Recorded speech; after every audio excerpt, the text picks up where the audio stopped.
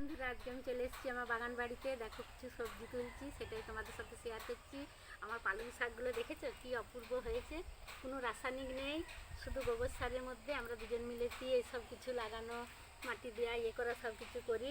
দেখো এই কত সবজি তুলেছি, দেখেছো? মনটা একদম আনন্দে ভরে যাচ্ছে। ঝিঙে, বরবটি, মূলো, কচু, বেগুন, পনকা শাক, পালং শাক, একটু হলুদও দেখলাম যে কেমন হয়েছে।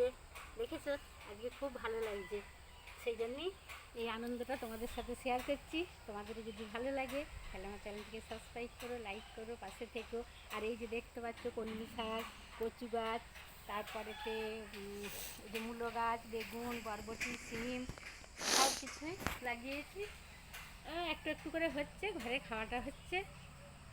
বাজারে রাসায়নিক তো খেতে হচ্ছে না, সেই জন্যে এত কষ্টগুলো যখন সবজি হয় তখন খুব ভালো লাগে, মনটা আনন্দে ভরে যায়। টাটা।